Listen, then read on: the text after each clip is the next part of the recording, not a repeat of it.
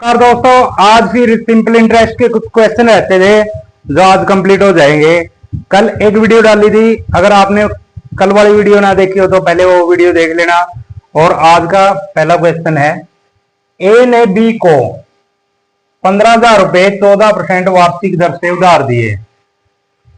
6 वर्ष बाद बी ने 25,000 रुपए और एक घड़ी देकर कर्ज चुका दिया। घड़ी का मूल्य ज्ञात कीजिए। सीधी सी बात क्या कहने लग रहा है भाई, बी ने क्या क्या दिया, 25,000 रुपए और एक घड़ी, मतलब जो पैसे देने थे ना उसके बदले क्या दे दी, एक घड़ी। तो घड़ी का क्या बताना है, मूल्य। तो इसमें क्या दिया हुआ है, मूलधन कितना, 15,000 रुपए, दर कितनी, 14%, और समय कितना, 6 साल। तो सबसे पहले क्या निकालेंगे, साधारण ब्याज। साधारण ब्याज का फॉर्मूला क्या था, मूलधन गुणा दर गुणा समय बटे 100। तो मूलधन कितना है, 15,000 गुणा 14%, दर कितनी है, 14%। तो 14 और गुणा टाइम कितना, 6 साल बटे 100। जो कट रहा काट देंगे, 2 0 से 2 0, 15 सिक्के 90, 900 गुणा 14, तो कितना हो गया, 14 निमा 126। तो कितना ब्याज आ गया भाई, 12,600 रुपए, और मूलधन कितना था, 15,000 रुपए। अगर मूलधन के अंदर ब्याज जोड़ दिया तो क्या देगा, मिश्र धन, जो उसको पैसे चुकाने दे। मिश्र धन कितना हो जाएगा, 15,000 प्लस 12,600, तो कितना हो गए, 0 0 6 7। तो उसको कितने पैसे लौटाने थे, 27,600 रुपए, लेकिन उसने लौटाए कितने हैं, 25,000 रुपए और एक घड़ी। अगर 27,600 रुपए लौटाने थे और उसने लौटा दिए 25,000 रुपए, तो जो एक्स्ट्रा पैसे बच गए ना उनकी क्या है, घड़ी। तो क्या हो गया, 0 0 6 2, तो 2600 रुपए की घड़ी थी जो साथ में उसने दी और कर्ज चुका दिया। तो आसान सा क्वेश्चन था ये। स्टार्टिंग में पहले क्या दिया होगा, मूलधन दर और समय, यहां से क्या निकाल लिया, साधारण ब्याज। अगर मूलधन के अंदर साधारण ब्याज जोड़ दिया जाए तो मिश्र धन हो जाएगा। लौटाने तो थे कितने, 27,600 रुपए, लेकिन दिए उसने कितने, 25,000 रुपए, और साथ में क्या दिए, एक घड़ी। तो 27,600 रुपए से अगर 25,000 रुपए माइनस करेंगे तो घड़ी का मूल्य निकल आएगा, जो कि 2600 रुपए। आगे भाई नेक्स्ट क्वेश्चन, आगे देखो भाई नेक्स्ट क्वेश्चन। एक राशि साधारण ब्याज द्वारा 3 वर्षों में 1,040 रुपए तथा 7 वर्षों में 1,360 रुपए हो जाती है, तो वह कितनी राशि होगी। 3 साल में कितनी हो जाती है, 1,040 रुपए, और 7 साल में कितनी हो जाती है, 1,360 रुपए। अगर इनका अंतर देखेंगे तो कितने साल का, 4 साल का, और इनका अंतर निकालेंगे तो 0 2 3 320। 4 साल का ब्याज कितना मिला, 320। तो 1 साल का कितना मिलेगा, 320 बटे 4, तो कितना, 80 रुपए।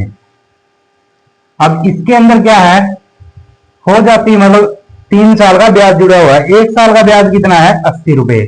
तो 3 साल का ब्याज कितना हो जाएगा, 3 गुणा में 80, तो कितना, 240 रुपए। अब 1,040 के अंदर 240 रुपए क्या जुड़ा हुआ है, ब्याज। तो मूलधन कैसे निकालेंगे, मिश्र धन माइनस ब्याज, 1,040 माइनस 240, तो ये क्या आ जाएगा, 800 रुपए मूलधन। आ गया भाई समझ, कुछ भी नहीं रहा। 3 साल का दिया हुआ था 1,040 रुपए मिश्रण, 7 साल का दिया होगा 1360 रुपए मिश्रधन।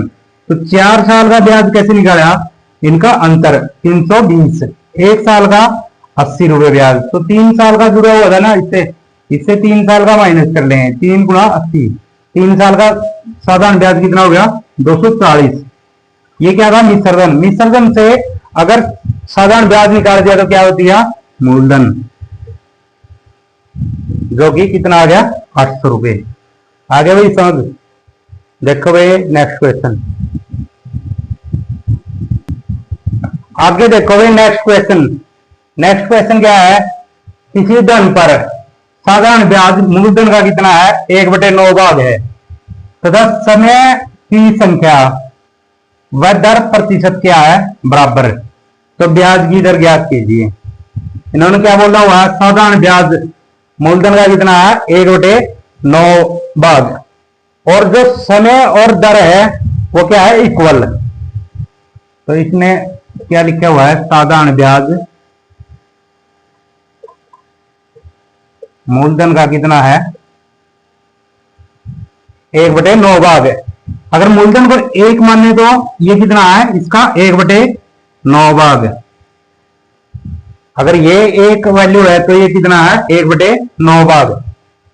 अब क्या है कि अगर ये बटे में है तो अगर इसको 9 से ही गुणा कर दें, इसको भी और इसको भी, तो कोई फर्क तो नहीं पड़ेगा। तो ये बटे कट जाएगा, गुणा 9 और गुणा 9। तो अगर 9 से 9 कट गया तो 1:9। अगर साधारण ब्याज 1 है ना तो मूलधन कितना है 9। ठीक है, आगे क्या दिया हुआ है, समय। समय कुछ भी मानेंगे, एक्स वाई जेड कुछ भी। अगर समय एक्स मानना है तो दर भी क्या माननी है x%। तो अब क्या ज्ञात करना है ब्याज की दर। तो फॉर्मूला क्या था भाई, साधारण ब्याज इक्वल टू, यहां लिख देता हूं, सिंपल इंटरेस्ट TRT बटे 100। तो साधारण ब्याज कितना दिया हुआ इसके अंदर 1 रुपया, और मूलधन कितना है 9, और रेट और टाइम की वैल्यू क्या है बराबर है। अगर रेट और टाइम की वैल्यू बराबर है तो x की बजाय कुछ भी मान लो, यहां x की बजाय ए मान लिया दोनों। ठीक है, तो 9 गुणा a बटे 100। अब a की वैल्यू निकालेंगे तो यहां क्या होगा, एक साइड में a², अगर इसको उस साइड लेके जाएंगे तो 100/9। अगर a² की वैल्यू है, a की वैल्यू निकालेंगे तो दोनों साइड √, तो a की वैल्यू क्या आ जाएगी, 100 किसका स्क्वायर होता है 10 का, और ये किसका 3 का। तो a की वैल्यू ब्याज की दर क्या 3 सही 1/3%। अगर ये चीज ना दिखाई दी हो तो दोबारा से देख लो भाई एक बार और सवाल को। साधारण ब्याज मूलधन का कितना है 1/9 भाग। दोबारा से देख लो भाई एक बार, अगर आपको समझ नहीं आया तो।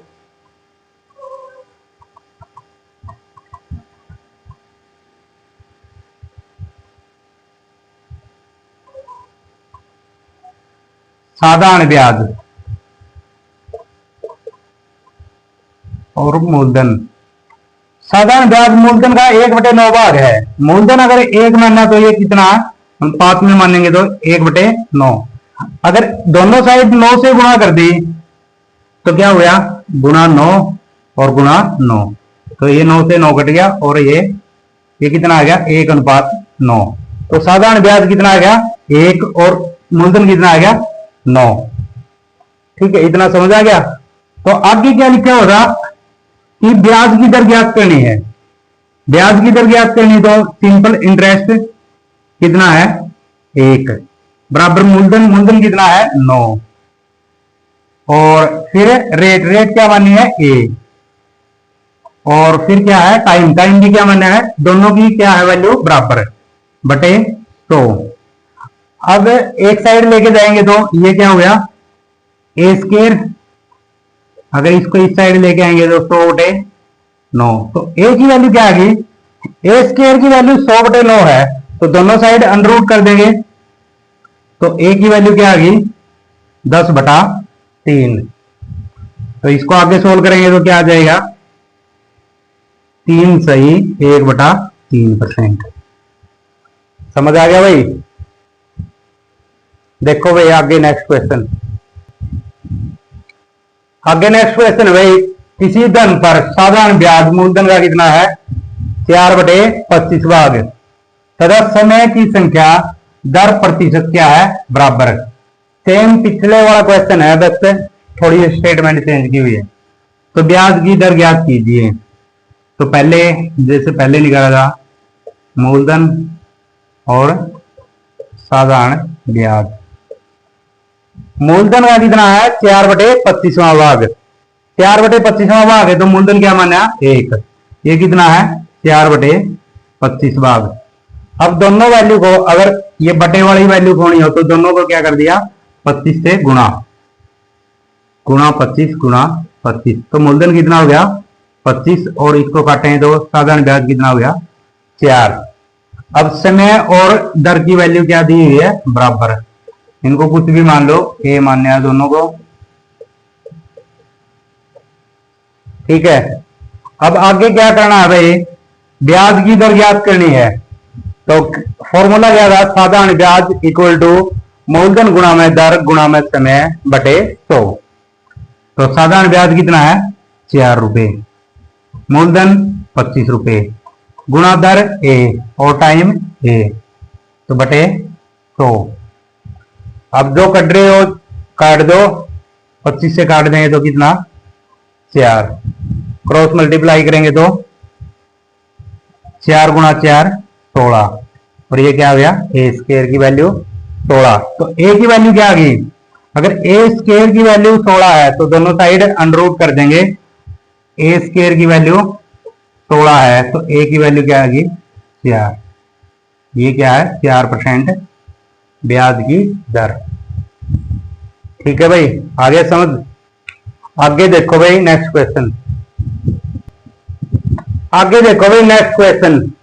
नेक्स्ट क्वेश्चन क्या है, किसी धन पर 4 वर्ष का साधारण ब्याज उस धन का 1/5 है, तो ब्याज की वार्षिक दर कितनी होगी।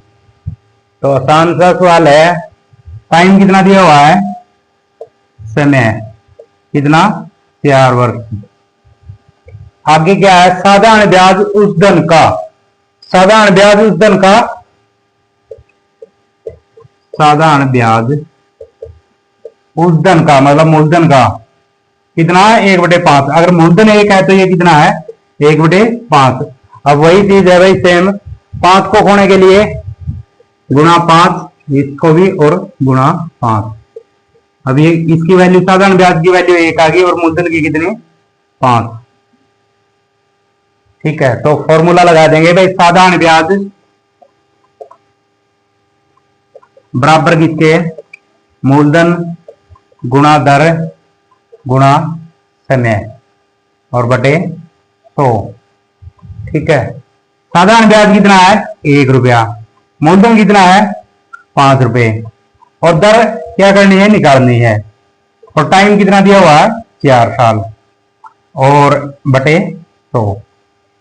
तो अब जो कट रहा काट दो भाई, अगर 5 से काटे हैं 5 दूनी 10 0 और 4 से काटे हैं 4 पंजा 20, तो आर बराबर क्या आ गई 5%। तो रेट कितना आ गया 5%।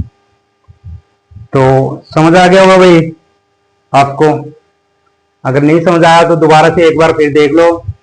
किसी धन पर 4 वर्ष का साधारण ब्याज उस धन का 1/5 है, ब्याज की वार्षिक दर कितनी होगी। समय कितना दिया हुआ है 4 साल। साधारण ब्याज मूलधन का कितना है 1/5, अगर इसकी वैल्यू 1 है तो इसकी कितनी है 1/5। तो इसको क्रॉस गुणा किया था 5 से, गुणा 5 से, तो इसकी वैल्यू क्या आ गई 1 और मूलधन की वैल्यू कितनी आ गई 5। तो कुछ भी नहीं, आगे फॉर्मूले में वैल्यू रखी है। साधारण ब्याज कितना है? 1 रुपया। मूलधन कितना था? 5 रुपए। रेट अब निकालनी है और गुणा टाइम, ये काट पीट के कितना आ गया? 5%। देखो भाई आगे नेक्स्ट क्वेश्चन। आगे भाई नेक्स्ट क्वेश्चन, 3000 रुपए का कुछ भाग 5% तथा बाकी भाग 7% वार्षिक ब्याज की दर से उधार दिया गया है। एक वर्ष बाद कुल साधारण ब्याज कितना मिला? 182 रुपए। तो 7% वार्षिक दर पर दी गई राशि ज्ञात कीजिए। इसको दो तरह से निकाल सकते हैं सवाल को। एक तो एलिगेशन से कैसे निकालेंगे?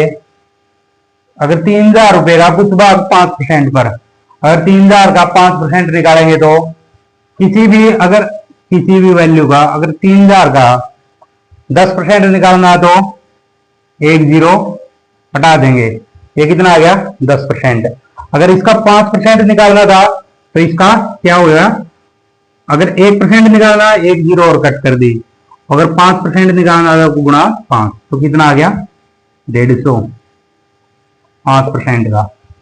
और आगे क्या कह रखा है? 7%। अगर 3000 रुपए का 10% निकालेंगे, एक जीरो गायब, और 1% निकालेंगे, एक और जीरो गायब। 1% 30 है तो 7% कितना हो गया? 210 रुपए। ये किसकी वैल्यू है? 7% की। 5% का कितना है? 150। 7% कितना है? 210। और इसने क्या दिया हुआ? टोटल कितना मिला है? 182 रुपए। इसको क्या लिख लेंगे? 20। तो अगर इसको देखेंगे, ये जाज वाला क्वेश्चन भी बोलते हैं भाई, जाज उड़ा दिया। इससे निकालेंगे तो कितना आ गया? ये 32। और इससे निकालेंगे तो कितना आ जाएगा? ये 28। अनुपात में एक चीज को होते हुए अगर कुछ भी कॉमन है तो वो पहले काटेंगे। तो 7 चौके और 4 सत्ता 28 और 4 अठा 32। तो अपना टोटल कितना आ गया? 15। अपना कितना आ गया टोटल? 15। लेकिन इन्होंने वैल्यू कितनी दी है? 3000 रुपए। तो एक की वैल्यू कितनी आ गई? 3000 बटे 15। 15 दूनी 30, कितना? 200। अब किसकी पूछा था? 7% वाला की। 7% वाला की वैल्यू कितनी है? 8। अगर एक की वैल्यू 200 है तो 8 की वैल्यू कितनी होगी? 1600। ये आ गया आंसर। पहला तरीका तो यही था भाई, 3000 रुपए का पहले क्या निकाला? 5%। तो 5 बटे 100, ये कितना आ गया था? 150 रुपए।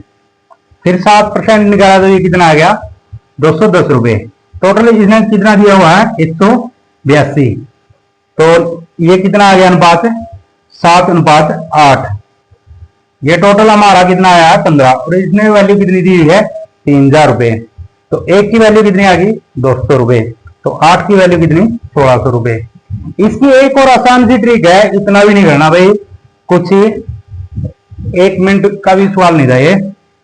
देखो भाई वो कैसे निकालेंगे डायरेक्ट। देखो भाई दोबारा से इसकी ट्रिक है, कितना निकालना है? 7% वाले की वैल्यू बतानी है ना, तो इसकी क्या निकाल लो? 5%। तो 3000 रुपए का कितना? 5%। तो कितना हो गया? ये 150 रुपए। और इसने टोटल कितना दिया हुआ था? 182 रुपए। इसने कितना दिया हुआ था? 182। और ये कितना आया है? 150। इन दोनों का अंतर कितना आ गया? इन दोनों का अंतर है 32। और परसेंट का अंतर कितना था? 7% और 5%। इनका परसेंट का अंतर कितना? 2%। अगर 2% को लिखेंगे बटे 100 करेंगे तो 32 बटे 2%। अब क्या लिखेंगे? 32% को बटे 100, तो ये कहां चला जाएगा? ऊपर। तो इसको काटेंगे तो कितना? 16। ये कितना आ गया? 1600।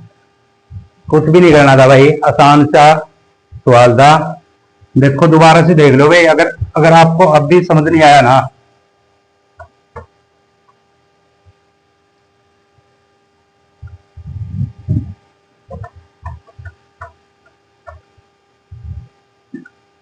₹3000 का 5% निकालना था, तो ₹3000 का 5% कितना आ गया? 150। और इन्होंने कितना दिया हुआ है? टोटल 182। तो इन दोनों का अंतर कितना है? ₹32। और परसेंट में अंतर कितना आ गया है? 2%। परसेंट का ऊपर क्या लेके जाएंगे? 100। तो इससे काटेंगे तो कितना? 16। तो कितना आ गया? ₹1600। आसान सा सवाल था। एक क्वेश्चन और करेंगे फिर उसके बाद। तो देखो भाई नेक्स्ट क्वेश्चन, और यही लास्ट क्वेश्चन है। यदि वह ₹2000 का कुछ भाग 5% तथा बाकी भाग 4% वार्षिक ब्याज दर से उधार दिया जाता है, 1 वर्ष बाद कुल ब्याज कितना? ₹92 मिला, तो 5% वार्षिक दर पर दी गई राशि ज्ञात कीजिए। तो पीछे सवाल किया था भाई, जो निकालना है ना उससे विपरीत मान लो। क्या निकालनी है वैल्यू? 5% की। अगर इससे विपरीत मानेंगे तो क्या है? 4%। तो 2000 का 4% कितना आ गया?